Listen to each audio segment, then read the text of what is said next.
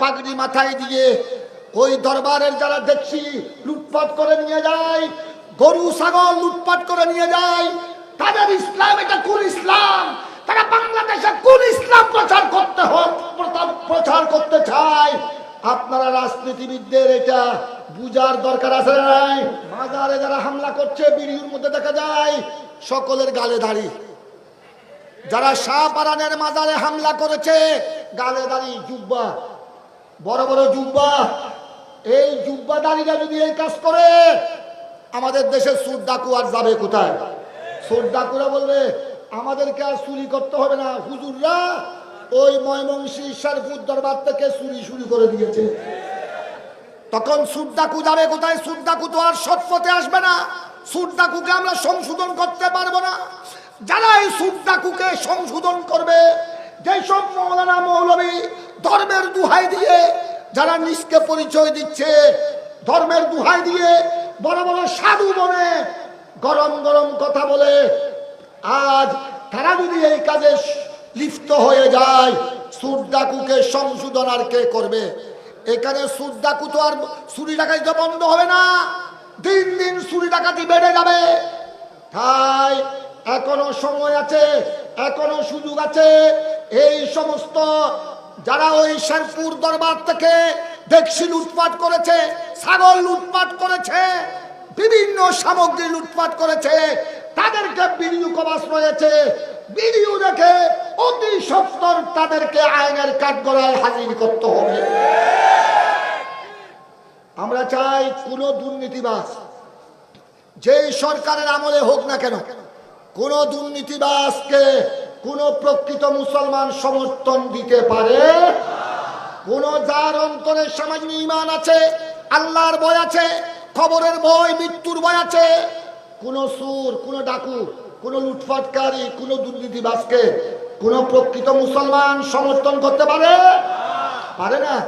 তাই আমরা অচিরেই এই সমস্ত শয়তান বন্ড ইসলামের নামে ধর্মের দুহাই দিয়ে যারা বন্ডামি করছে, আল্লাহর ওয়ালির মাজারে হামলা করছে, শেরপুর আস্তানা দরবারে লুটপাট করেছে, একটা ন্যাক্কারজনক অবস্থা সৃষ্টি করেছে, গোটা বাংলাদেশের মান ইজ্জত পৃথিবীর জমিন থেকে গোটা ওয়ার্ল্ডে ধ্বংস করে দিয়েছে। এদেরকে আর ছাড় দেওয়ার কোনো সুযোগ। বড় লজ্জা লাগে, আমাদের বলতে লজ্জা লাগে। আজ বাংলাদেশের শতকরা 90 জন 93 জন মুসলমান, আমরা সংখ্যাগরিষ্ঠ মুসলমান, আমাদের লজ্জা লাগে। এই সমস্ত ধর্মের দোহাই দিয়ে এই সমস্ত মুনাফেক গণ এরা আল্লাহর ওলির মাজারে হামলা করছে, হামলা করে শেরপুর দরবারে লুটপাট করে, আর এদিকে হিন্দুদের মন্দির পাহারা দেয়। এরা কেমন ইসলাম? তাদের কেমন ইসলাম আপনাদেরকে চিনতে হবে। সুন্নি জনসাধারণকে, বাংলাদেশের নিরীহ মুসলমানকে জানতে হবে। আপনারা যারা রাজনীতিবিদ আছেন, আপনাদের প্রতি আমি শ্রদ্ধা জানাই। আপনারা যারা আমাদের দেশের রাজনীতিবিদ, যারা সত্য কথা বলার চেষ্টা করেন, যারা দুর্নীতিবাজ নয়, যারা লুটপাটকারী নয়, যাদের অন্তরে আছে আল্লাহ রসুলের প্রেম, যাদের অন্তরে আছে দেশের প্রেম, যাদের অন্তরে আছে বাংলার মাটি এবং জনগণের প্রেম, তাদেরকে আমরা শ্রদ্ধা জানাই। আপনাদের কাছে যদিও কোরআন সুন্নাহর জ্ঞান নাই, আপনাদের কাছে ফাঁকা ফতোয়ার জ্ঞান নাই, আপনারা জেনারেল শিক্ষিত, খুব ভালো কথা, কিন্তু আপনারা বর্তমান তো দেখতেছেন দেশের কি অবস্থা। তারা আলহিল্লা পরে গালে দাড়ি রেখে মাথায় পাগড়ি দিয়ে লাঠি হাতে নিয়ে শাহপারানের মাজারে হামলা কারা করেছে? ওই ময়মনসিংহ শেরপুর দরবারে লুটপাট কে করেছে? এটা তো সব বর্তমান তো সব রেকর্ড রয়েছে। সুতরাং আপনারা বুঝতে হবে এদের ইসলাম এটা কোন মার্কা ইসলাম। এদের ইসলাম এটা মদিনার ইসলাম নয়, এদের ইসলাম এটা ইমামে হুসাইনের ইসলাম নয়, এদের ইসলাম গৌসুল আজম দস্তগীরের ইসলাম নয়, এটা খাজা গরিবের আমাদের ইসলাম নয়, বাবা হোসেন ওলিয়ার ইসলাম নয়। এদের ইসলাম হলো এজিদের ইসলাম। বাংলাদেশে কি এজিদের ইসলাম কায়েম হবে? এটা কি সুন্নি মুসলমানের প্রাণ থাকতে কেউ সহ্য করতে পারবে?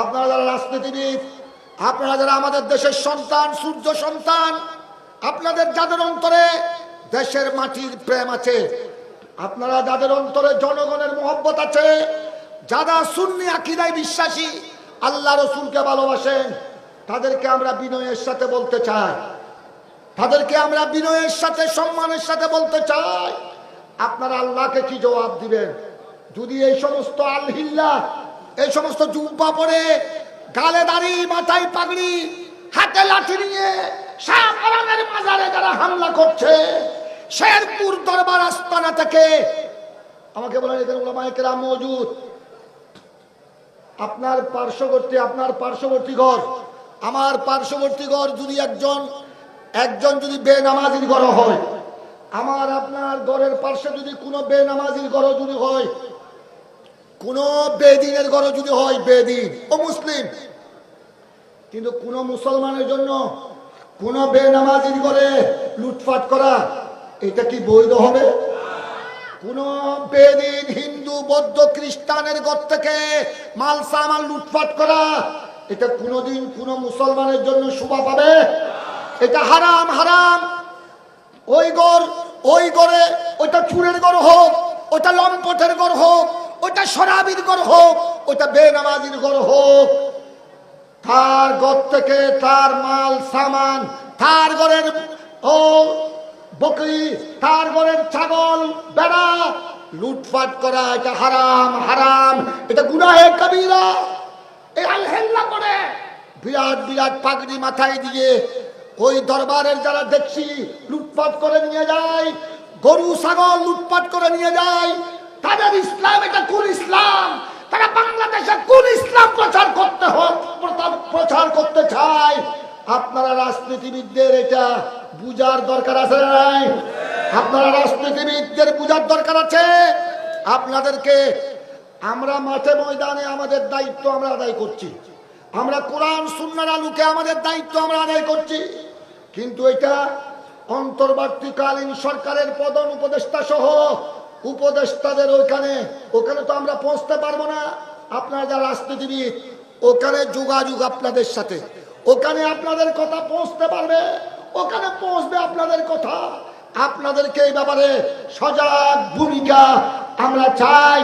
এই মাহফিল থেকে আমরা সত্যিকার বাংলাদেশের যারা ন্যায় পরায়ণ রাজনীতিবিদ, যারা আল্লাহ প্রেমিক, রসুল প্রেমিক, যারা আদর্শবান রাজনীতিবিদ, আদর্শবান নেতা, আমরা তাদের ভূমিকা চাই। তারা যেন এই ব্যাপারে কঠোর হুঁশিয়ারি উচ্চারণ করে আমাদের রাজনীতিবিদ যারা ন্যায় পরায়ণ আদর্শবান রাজনীতিবিদ, তারা যদি ভূমিকা পালন করে, এই মুনাফেকের দল, এই লুটপাটকারী বাংলাদেশে জায়গা পাবে না।